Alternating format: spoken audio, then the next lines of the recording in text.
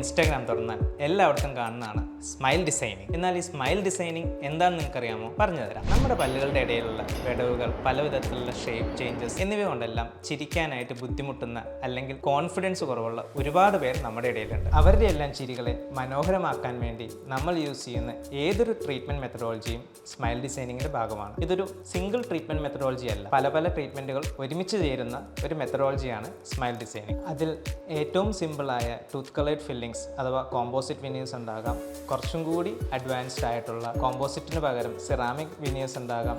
അതുമല്ലെങ്കിൽ aligner treatment ഉണ്ടാകാം, gingival corrections ഉണ്ടാകാം. ഇതെല്ലാം കൂടി ചേരുന്ന ഒരു ട്രീറ്റ്മെൻറ്റ് മെത്തഡോളജിയാണ് സ്മൈൽ ഡിസൈനിങ്. പലപ്പോഴും നമ്മുടെ ചിരികൾക്ക് കൊണ്ട് രണ്ട് തരം. ഒന്ന് കോൺഫിഡൻസോട് കൂടിയുള്ള നല്ല സുന്ദരമായ ചിരി, മറ്റൊന്ന് അത്ര കോൺഫിഡൻസ് ഇല്ലാത്ത കാരണം പല്ലുകളൊന്നും കാണിക്കാത്ത ചെറിയൊരു സോഷ്യൽ പുഞ്ചിരി. പല്ലുകൾക്കിടയിലെ ഗ്യാപ്പുകൾ, നിരതെറ്റിയ പല്ലുകൾ, പൊട്ടിയ പല്ലുകൾ, കറുത്ത പല്ലുകൾ എന്നിവയെല്ലാം ചിരികൾക്കായി നിങ്ങളുടെ കോൺഫിഡൻസ് കുറയ്ക്കുകയാണോ? എന്നാൽ സ്മൈൽ ഡിസൈനിങ് കൂടെ ഈ കോൺഫിഡൻസ് വീണ്ടെടുക്കാവുന്നതാണ്. സ്മൈൽ ഡിസൈനിങ്ങിനായി എബിൻസ് ഡെൻ്റൽ ക്ലിനിക്കിനെ സമീപിക്കുക.